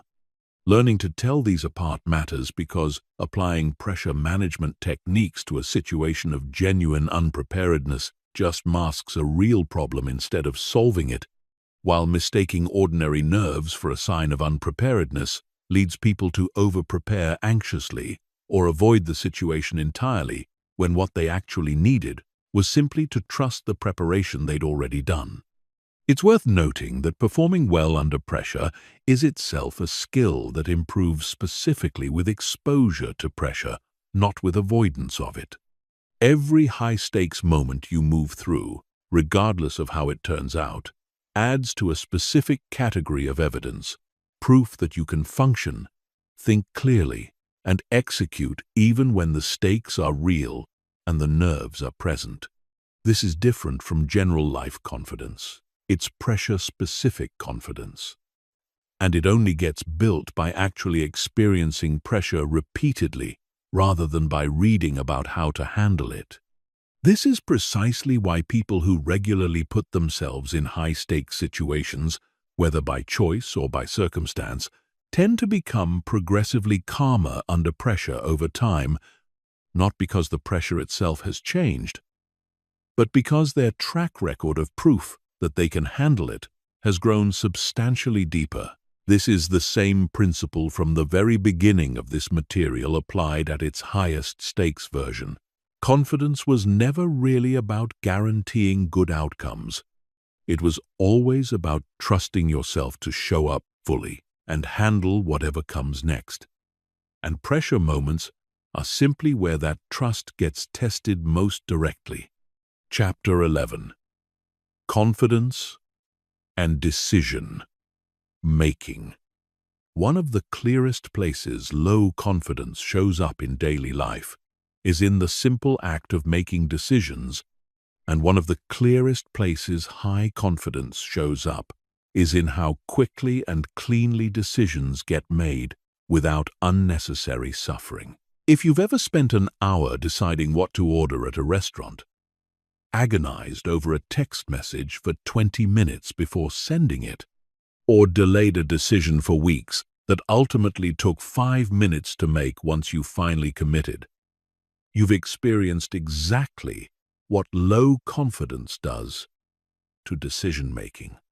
This chapter is about understanding why that happens and how to fix it. The first thing to understand is that indecision is rarely actually about the decision itself. It's about the fear of the consequences of being wrong. Every time you hesitate over a choice, what's usually happening underneath is a fear that picking wrong will lead to regret, judgment, wasted resources, or proof that you can't be trusted to choose well. This is why people with low confidence often experience decision fatigue over choices that are objectively low stakes. The mental exhaustion isn't coming from the difficulty of the choice. It's coming from the emotional weight being projected onto it. Confident people aren't necessarily better at predicting outcomes. They've simply built enough self-trust that being wrong doesn't feel catastrophic, which frees up enormous mental energy that would otherwise be spent agonizing. The second insight is that most decisions are reversible, and treating them as though they're permanent is what makes them feel so much heavier than they actually are. There's a useful distinction between what are sometimes called one-way door decisions and two-way door decisions. A one-way door decision is genuinely hard to reverse, and those deserve real deliberation. A two-way door decision, which describes the overwhelming majority of daily choices, can be adjusted, corrected, or reversed if it turns out to be wrong. Most of the decisions people agonize over, which job to apply for, what to say in a message, which approach to try first, are two-way doors. Treating a two-way door decision with one-way door level of anxiety is a primary driver of decision paralysis, and simply asking yourself which type of door you're actually standing in front of instantly recalibrates how much deliberation the choice actually deserves. The third insight involves the cost of indecision itself, which tends to be invisible and therefore gets underweighted compared to the visible cost of making a wrong choice. Every day spent not deciding is a day of lost momentum, lost opportunity, and continued mental energy spent circling the same unresolved question. People fixate on the risk of choosing wrong while almost entirely ignoring the guaranteed cost of choosing nothing at all. Confident decision-making means weighing both sides honestly, the risk of a wrong choice against the certain cost of no choice, rather than only seeing one side of that equation. The fourth insight is about decision-making speed as a trainable skill rather than a fixed trait. Just like every other aspect of confidence covered in this material, decisiveness is built through repetition, not talent. A practical way to train it is deliberately setting artificial time limits on low-stakes decisions, giving yourself 60 seconds to decide what to order, or a few minutes to decide on a plan for the evening, and forcing a commitment once that window closes. This might feel uncomfortable at first because it removes the option of endless deliberation, but that discomfort is exactly the rep that builds the muscle. Over time, the artificial constraint trains your brain to trust its first well-considered instinct rather than defaulting to prolonged second-guessing, and that trust generalizes to higher-stakes decisions as the pattern becomes more automatic. The fifth insight concerns what happens after a decision is made, because confident decision-making isn't only about the moment of choosing, it's equally about how you relate to the choice afterward. Low confidence often shows up as chronic what-if thinking after a decision has already been made, replaying alternate paths, wondering if the other option would have been better, essentially relitigating a closed decision indefinitely. This isn't reflection, it's rumination, and it produces no useful information. It only produces anxiety. Confident decision-making includes a deliberate commitment to stop relitigating a decision once it's made, redirecting that same mental energy toward executing the choice well instead of wondering whether a different choice would have been superior. You can never actually know how the alternate path would have unfolded, which means the comparison is not just unproductive, it's fundamentally unanswerable. And continuing to chase an unanswerable question is one of the more exhausting habits low confidence creates. It's also worth addressing a specific pattern that shows up around decisions involving other people, sometimes called decision by committee, where a person seeks so much outside input before deciding anything that the decision effectively stops being theirs at all. Gathering perspective is genuinely useful. Other people often see angles you've missed, but there's a meaningful difference between seeking input to inform your own judgment and seeking input because you don't trust your own judgment enough to use it. The second version tends to produce decisions that satisfy no one fully, because they're an averaged compromise of everyone else's opinions rather than a clear choice grounded in your own priorities. A useful check here is asking yourself, after gathering whatever outside perspective feels genuinely useful, what you would choose if you had to decide alone right now. That question cuts through the noise of accumulated outside opinions and reconnects you with your own actual judgment, which is ultimately what has to make the final call regardless of how much input surrounded it. There's also a specific practice worth adopting for genuinely difficult decisions, sometimes called the regret minimization approach. Instead of asking which option feels safest right now, ask which option you're less likely to regret not having taken when you look back on this moment years from now. This shifts the frame away from short-term comfort, which tends to favor the path that avoids immediate discomfort, and toward long-term alignment with what actually matters to you. Most people, looking back honestly on their biggest regrets, find far more regret over chances not taken than over attempts that didn't work out. And building that awareness into the decision-making process itself tends to tilt genuinely difficult choices toward action rather than avoidance. There's a related phenomenon worth naming, sometimes called choice overload, where an abundance of available options actually makes decisions harder and satisfaction with the eventual choice lower rather than easier and more satisfying, as more options might intuitively seem like they should produce. This is relevant here because low confidence tends to interact badly with high choice environments, more menu items, more possible responses to a message, more career paths that seem theoretically available. All of it can amplify existing indecision rather than resolving it. One practical countermeasure is deliberately narrowing the field before evaluating it seriously. Setting 2 or 3 non-negotiable criteria up front and immediately eliminating anything that doesn't meet them, rather than trying to weigh every available option against every other option in full.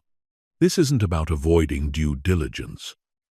It's about recognizing that decision quality doesn't scale indefinitely with the number of options considered, and that past a certain point, additional options mostly just add noise and anxiety rather than genuinely better outcomes. Bringing all of this together, confident decision-making comes down to a few concrete habits. Correctly sizing the actual stakes of a decision instead of treating everything as equally permanent. Accounting for the real cost of indecision rather than only the risk of being wrong. Practicing speed deliberately on low-stakes choices to build the broader skill. Weighing genuinely difficult choices against long-term regret rather than short-term comfort. Narrowing an overwhelming field of options with clear criteria rather than trying to weigh everything against everything, and releasing a decision once it's made instead of continuing to relitigate it afterward. None of this requires becoming reckless or careless. It simply requires recalibrating how much emotional weight gets attached to the process, which frees up an enormous amount of energy that low confidence otherwise burns on decisions that were never as high stakes as they felt in the moment. Chapter 12. The Confidence-Competence Loop and the Path to Mastery.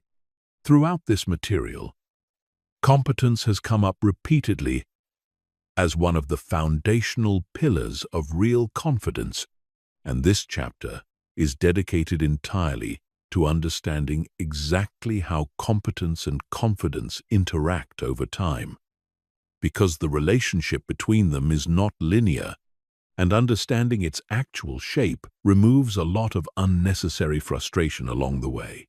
The first thing to understand is that competence and confidence don't grow at the same pace, and there's a well-documented gap between them early in the learning process that catches almost everyone off guard. When you first begin learning something new, there's often an initial burst of confidence, sometimes called the beginner's bubble, driven by early quick wins and the simplicity of foundational material. Shortly after that bubble, confidence typically drops, often sharply, as the real complexity of the skill becomes apparent. Mistakes accumulate, and the gap between where you are and where competent practitioners are becomes obvious for the first time. This dip is not a sign that you've made a mistake or that you're not cut out for the skill. It's an almost universal stage in the process of building any real competence, and recognizing it as normal rather than alarming is often the difference between pushing through it and quitting right at the point where real progress was about to begin. The second thing to understand is that confidence eventually catches up to competence, but only if practice continues through that dip rather than stopping because of it. This is sometimes visualized as a lag. Competence climbs steadily with consistent practice, while confidence, especially accurate, well-calibrated confidence, rather than the inflated early bubble, tends to trail slightly behind, catching up gradually as enough real evidence accumulates to justify it. This means there's an uncomfortable period in learning almost anything worthwhile where your actual skill has genuinely started improving, but your felt sense of confidence hasn't caught up yet, and you may still feel uncertain or shaky even though objectively you're better than you were. Trusting that this lag is temporary, rather than assuming the discomfort means something has gone wrong, is critical to continuing through it. The third insight involves the specific type of practice that builds competence fastest. Because not all practice is equally effective, simply repeating a skill at the same difficulty level over and over produces diminishing returns fairly quickly. What actually accelerates competence, and by extension the confidence that eventually follows it, is deliberate practice, which specifically targets the exact edge of your current ability, involves regular feedback on what's working and what isn't, and includes conscious correction rather than mindless repetition. This is a meaningfully different activity from simply doing something a lot. Someone who has performed a skill casually for 10 years without deliberate feedback and correction often has less genuine competence and correspondingly less well-earned confidence than someone who has practiced deliberately and intensely for a single year. Volume alone isn't the variable that matters most. The quality and structure of the practice is. The fourth insight concerns the role of feedback specifically, because competence and the confidence built on it grows fastest when there's an accurate feedback loop, telling you whether you're actually improving or just repeating the same mistakes with more confidence attached to them. This is one of the more dangerous traps in the confidence-competence relationship. Building confidence without a corresponding accurate feedback loop can produce a person who feels very sure of themselves while actually being wrong or unskilled, sometimes described as the difference between earned confidence and unearned confidence. Seeking out honest, specific feedback from mentors, coaches, or simply objective results, rather than only from sources that will tell you what you want to hear, is what keeps confidence tethered to reality, instead of drifting into a version that eventually gets exposed by real-world testing. The fifth insight is about what happens once genuine mastery is reached in a particular domain, because it changes the character of confidence itself. Early confidence in a new skill tends to be effortful, something you have to consciously access and remind yourself of. Confidence built on true mastery becomes largely unconscious. It simply operates in the background without needing active reassurance, freeing up mental resources to focus entirely on the task itself, rather than on managing your own nervousness about performing it. This is part of why highly skilled people in a given domain often appear remarkably calm under pressure. Specifically within that domain, their confidence there has become structural rather than something they have to actively maintain moment to moment, built on such a deep foundation of competence and accumulated evidence that it no longer requires conscious effort to access. This is also the chapter where it's worth directly addressing a specific, widely recognized experience that many capable people go through, sometimes called imposter syndrome, the persistent feeling of being a fraud, despite clear external evidence of competence, along with a fear that this fraudulence is about to be discovered. Understanding the confidence-competence lag explains a large part of why this happens. If accurate, well-calibrated confidence genuinely trails behind real competence, then it's entirely possible, even common, to have already reached a meaningful level of actual skill while still carrying the felt sense of being behind, uncertain, or not yet legitimate in the role. This doesn't mean the feeling should simply be dismissed or ignored, but it does mean it shouldn't be treated as reliable evidence about your actual competence, because the felt sense of confidence and the objective reality of skill are, as this chapter has established, measuring two different things that develop on two different timelines. Recognizing imposter feelings as a symptom of the natural lag between competence and confidence, rather than as accurate information about your actual ability, takes a significant amount of unnecessary suffering out of an experience that turns out to be extremely common among genuinely skilled people. There's also a second dip worth preparing for, distinct from the early beginner's dip already covered. And that's the plateau that tends to show up later, after initial rapid improvement has leveled off into a much slower, less visibly rewarding rate of progress. This plateau is genuinely different from the early dip. It's not driven by newly discovered complexity. It's driven by the fact that the easy, fast gains available to any beginner have already been captured, and further improvement now requires the more effortful, less immediately gratifying work of refining details that matter more at higher levels of skill. Confidence often wavers again during this plateau, not because skill has stopped growing, but because the felt sense of rapid improvement that provided motivation earlier has faded, even though slower, deeper growth is often still happening beneath the surface. Recognizing the plateau as a distinct, expected phase, separate from the early dip, and requiring a different kind of patience, prevents people who have already pushed through the beginner stage from mistaking this later, quieter phase for a sign that they've hit some kind of ceiling. It's worth adding one final note here about domain transfer, because people sometimes assume that mastering confidence in one area should automatically make them equally confident everywhere, and then feel discouraged when it doesn't.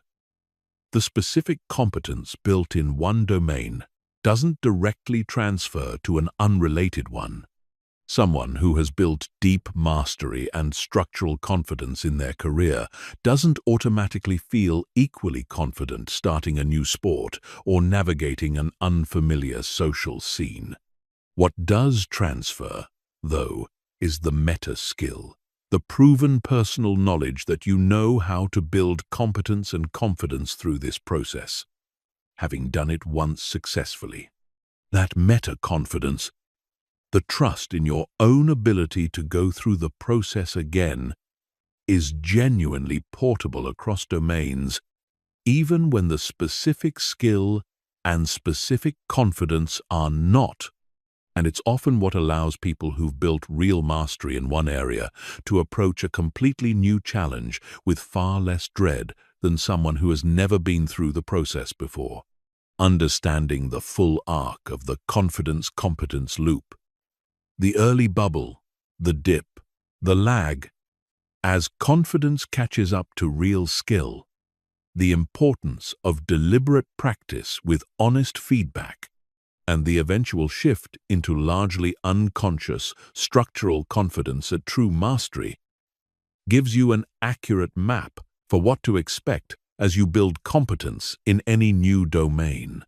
Most people quit somewhere in the dip, mistaking a universal stage of the process for a personal sign that they're not capable. Understanding that the dip is simply where you are in a well-documented process, rather than evidence that something has gone wrong, is often enough to keep going long enough to reach the other side of it. Chapter 13. Becoming the person you see.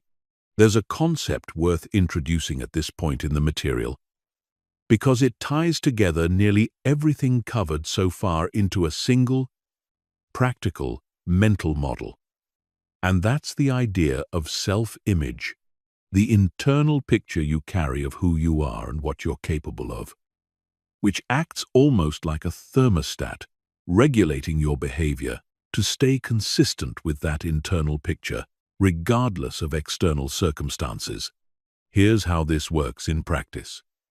If your internal self-image is of someone who is anxious, awkward, or not particularly capable, you will, often unconsciously, behave in ways that keep your external reality matched to that internal picture, even when opportunities to act differently present themselves. This isn't because you're deliberately sabotaging yourself. It's because the mind has a strong drive toward consistency. And when external behavior starts to drift too far from internal self-image, it tends to generate discomfort that pulls behavior back in line with the existing self-concept. This explains a pattern many people have experienced without understanding why. Achieving some external success, a promotion, a compliment, a win, and then almost immediately finding a way to undermine it, procrastinating on the next opportunity, downplaying the achievement, or engaging in behavior that brings things back down to a level that feels more familiar and consistent with the old self-image. This means that lasting confidence isn't only built through the external practices covered throughout this material. The discomfort reps, the evidence logs, the body language, although all of those matter enormously. It's also built by deliberately, consciously updating the internal self-image itself, so that the confident behavior being practiced externally has an internal picture to anchor to, rather than constantly fighting against an outdated internal thermostat trying to pull things back to where they've always been. The practical process for updating self-image starts with getting specific about the identity you're actually building toward. Not a vague wish to be more confident, but a concrete picture. Someone who speaks their mind clearly, who handles setbacks without spiraling, who takes action despite fear. The more specific and vivid this picture is, the more effectively it can start replacing the older, less useful self-image that's been running the show, often since childhood without much conscious examination. The second part of the process is behavioral evidence, which is where this chapter connects directly back to everything covered earlier. Self-image doesn't update through wishful thinking or repeated affirmation alone. Affirmations that aren't backed by actual behavior tend to feel hollow and are usually rejected by the mind as untrue. Self-image updates through accumulated behavioral proof. Every discomfort rep completed, every setback recovered from, every moment of genuine directness in a conversation becomes a small piece of evidence that slowly, gradually shifts the internal picture toward the new identity. This is precisely why the evidence log introduced earlier is so powerful. It's not just a confidence-boosting exercise in the moment. It's literally the raw material self-image gets rebuilt from over time. The third part of the process is noticing and interrupting self-sabotage when it shows up. Because once you understand the thermostat mechanism, you can recognize it in real time rather than being confused by it. When you notice yourself pulling back right after a win, downplaying an achievement, or finding a reason to avoid a next step that logically follows a success, that's often the old self-image reasserting itself, trying to pull behavior back toward familiar territory. Simply recognizing this pattern for what it is, rather than assuming the pullback reflects some deeper truth about your limitations, gives you the choice to consciously push through it, instead of unconsciously obeying it. The fourth part of the process is patience with the timeline. Because self-image, built up over years or decades, doesn't update in days or weeks.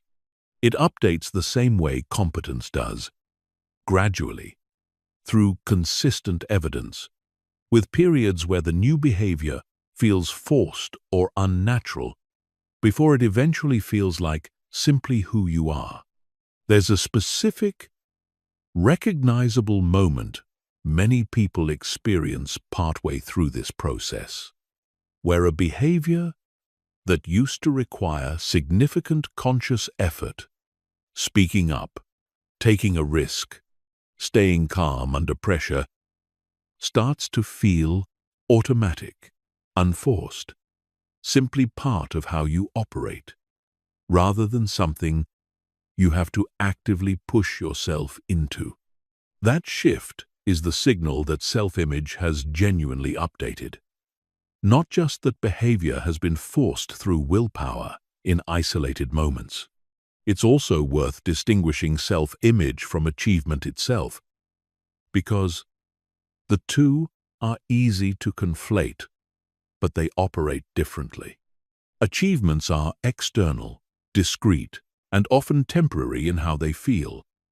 The satisfaction of a single accomplishment tends to fade faster than people expect, which is why chasing achievement after achievement in hopes of finally feeling confident often doesn't produce the lasting shift people are looking for.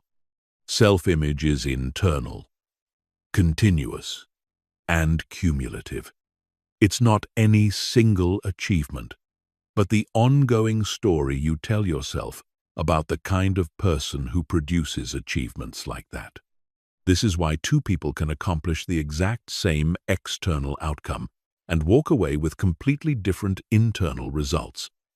One integrates it into an evolving self-image as further proof of who they're becoming, while the other treats it as an isolated event disconnected from their underlying sense of self, and therefore gets little lasting confidence benefit from it, despite the objectively identical achievement.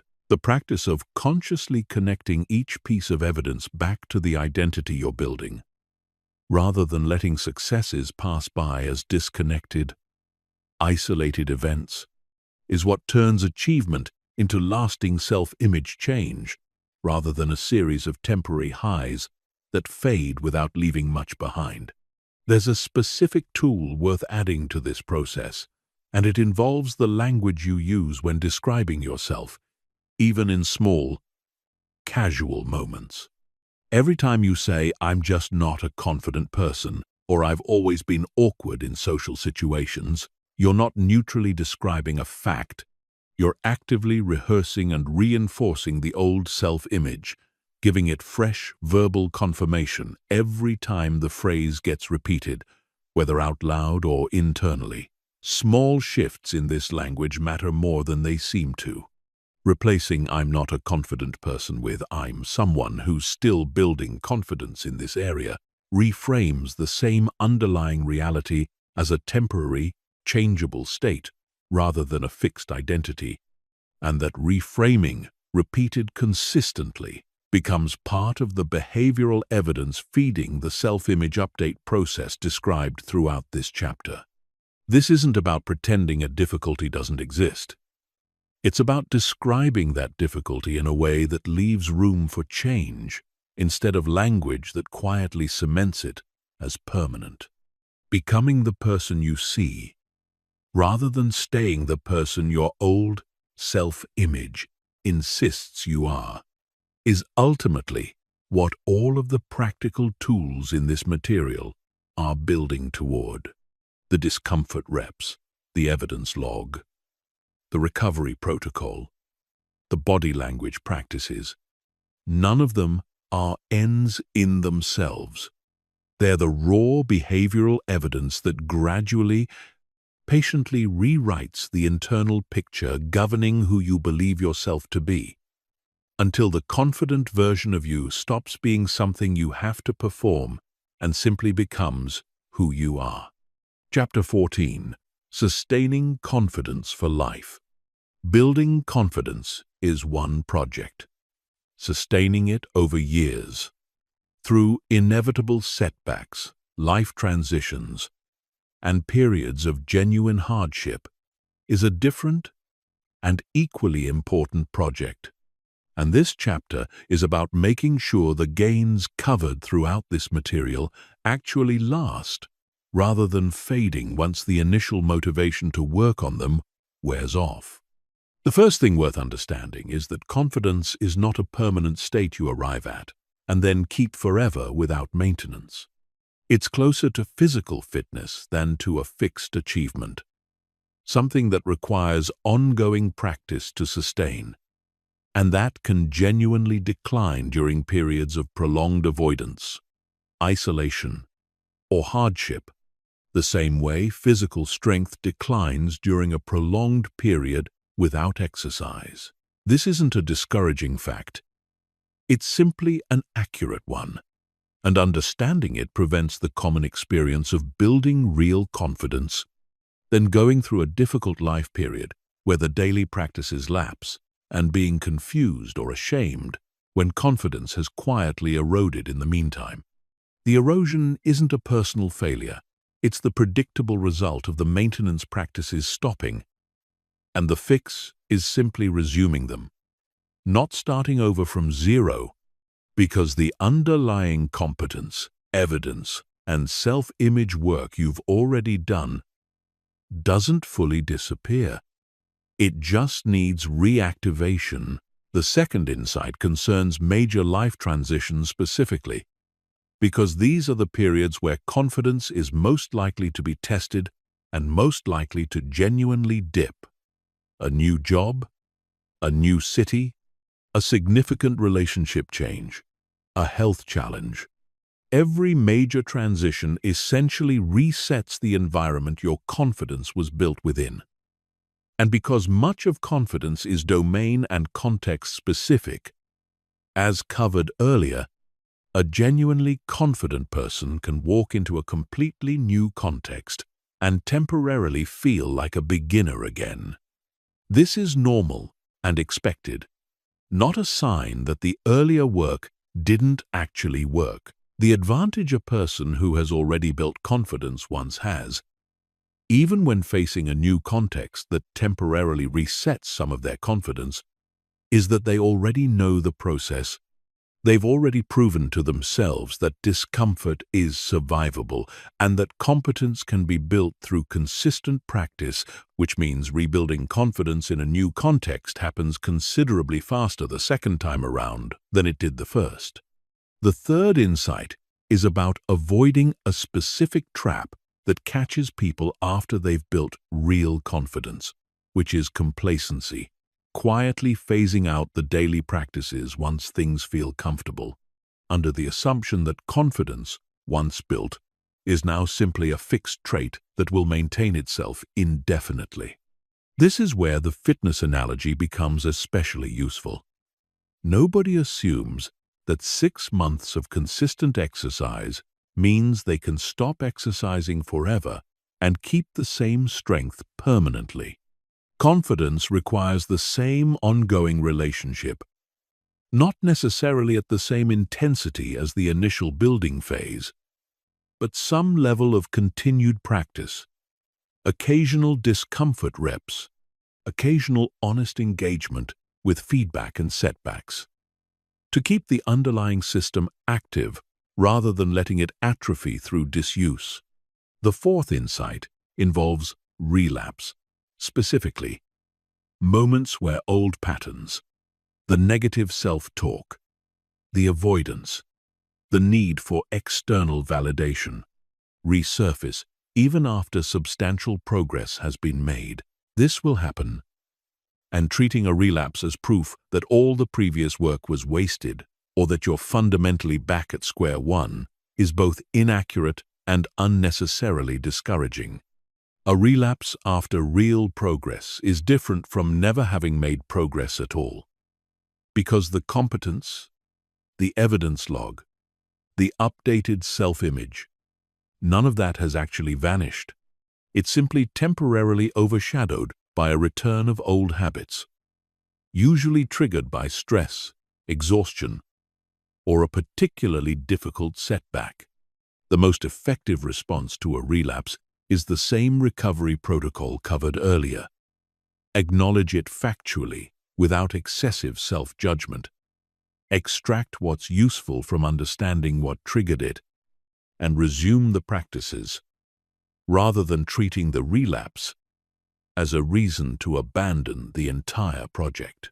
There's also real value in building what might be called a maintenance version of the daily system for periods when life is genuinely too demanding to sustain the full original intensity, rather than an all-or-nothing approach where the entire system either runs at full capacity or collapses completely under the weight of a busy or difficult period. A scaled-down maintenance version, a single small discomfort rep instead of several, a brief mental check-in instead of a full written evidence log, keeps the underlying habit alive through hard periods without requiring the same level of energy the initial building phase demanded. This is often the difference between someone who returns to full practice once the difficult period passes and someone who has to rebuild the entire habit from nothing because it was allowed to fully lapse. A sixth insight worth adding concerns the role other people play in sustaining confidence over the long run, because none of this has to be, or should be, an entirely solitary project. The people closest to you, if chosen well, can serve as an external mirror during periods when your own view of yourself is temporarily distorted by stress or setback, reflecting back the accumulated evidence of your competence and growth at exactly the moments you're least able to see it clearly yourself. This is part of why the environment design component introduced earlier in this material matters so much over the long term, not just for the daily building phase, but for the entire lifespan of sustaining confidence. Surrounding yourself, even if only with a small number of people who reflect an accurate and generous view of your growth back to you, gives you a resource to draw on during exactly the periods described in this chapter. The transitions, the relapses, the difficult stretches, when your own internal evidence log feels harder to access than usual. The fifth insight is about redefining what long-term success with confidence actually looks like. Because it's not the complete absence of fear, doubt, or difficult moments. That was never the goal from the very first chapter of this material. Long-term success looks like a shorter recovery time when setbacks happen, a smaller gap between feeling fear and acting anyway, a self-talk pattern that catches and corrects itself faster than it used to, and an overall trajectory that, even with normal ups and downs along the way, is clearly moving in the direction of more self-trust rather than less. Confidence sustained over a lifetime isn't a straight line upward. It's a general upward trend with normal variation along the way, and expecting anything smoother than that sets up an unrealistic standard that no one, including the most confident people you've ever encountered, actually meets. Chapter 15. The confident person you are becoming. Everything in this material has been building toward a single point, and it's time to bring it all together clearly. Confidence was never about eliminating fear, achieving certainty, or becoming someone who never doubts themselves. It was always about building a trust in your own ability to handle whatever comes, through competence built by real practice, through voluntary exposure to the situations that scare you, through a physical state you consciously control rather than one that controls you, through an internal dialogue trained to support rather than sabotage you, and through a track record of kept promises to yourself that makes your own word something you can actually rely on. You now understand the hidden habits that quietly erode confidence, the seeking of approval, the comparison, the negative self-talk, the broken promises, the avoidance, and you can recognize them the moment they show up instead of unconsciously feeding them. You understand the actual formula that builds confidence deliberately, and you have a daily system, discomfort reps, an evidence log, a grounded identity statement, a recovery protocol, and intentional environment design that turns that formula into consistent practice rather than something you only think about occasionally. You understand how confident people think differently about failure, about other people's opinions, about comparison, about permission, and about the separation between identity and behavior, and you know that these are trainable mental habits, not fixed traits reserved for other people. You understand the physiology underneath confidence, how posture, eye contact, pace of speech, and breath directly shape your internal state in real time, giving you a set of immediate tools available in any moment that calls for more presence than you currently feel. You understand how confidence changes the way the world responds to you, not through manipulation, but through the honest signals your own behavior sends about how you expect to be treated. You understand how to face rejection, criticism, and setbacks without letting any single one of them become a permanent verdict on your worth. And you understand how to perform under real pressure by reframing the physical sensations of stress, preparing with specificity, and separating your definition of success from outcomes you can't fully control. You understand how confident decision-making frees up enormous amounts of mental energy by correctly sizing the actual stakes of your choices and refusing to relitigate decisions once they're made. You understand the real relationship between competence and confidence, including the uncomfortable dip that comes early in learning anything worthwhile, and why pushing through that dip rather than mistaking it for failure is what separates people who eventually reach mastery from people who quit right before the turning point. You understand self-image as the underlying thermostat governing all of this, and exactly how to update it deliberately through accumulated behavioral evidence rather than hollow affirmation. And you understand that confidence, once built, still requires ongoing maintenance, that relapses are a normal part of a long-term upward trend rather than proof of failure, and that sustaining self-belief for life looks less like a straight line and more like consistent forward motion through the inevitable ups and downs. Think back to where this material began, with the observation that the difference between the people who get what they want out of life and the people who watch it pass them by isn't intelligence, luck, or talent. That observation was not an exaggeration meant to hook your attention at the start. It's the accurate summary of everything that's followed since. Every hidden confidence killer, every pillar of the formula, every mental shift, every physical practice, every lesson about decisions, competence, self-image, and long-term sustainability. All of it has been in service of one outcome: closing the gap between who you currently believe yourself to be and who you're actually capable of becoming. That gap doesn't close through information alone, no matter how thorough or well organized. It closes through repetition, through the accumulation of small, deliberate actions taken consistently over time, each one a vote for the identity you're building rather than the one you're leaving behind. Some of those actions will feel awkward at first. Some will not go the way you hoped. That was never a sign to stop. It was always simply part of the process. The same process every genuinely confident person you've ever admired went through before you ever saw the version of them that made it look effortless. You are not behind. You are not missing some trait they were born with, and you weren't.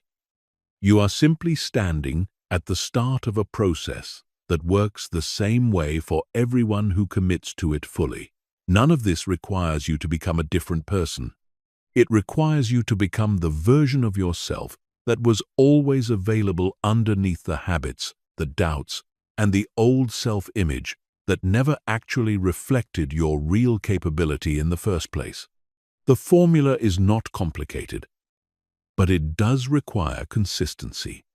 And it does require actually doing the reps, rather than simply understanding them intellectually. Understanding everything covered here changes nothing on its own. What changes everything is the next uncomfortable conversation you have anyway. The next attempt you make, despite the fear of failing. The next promise to yourself that you actually keep.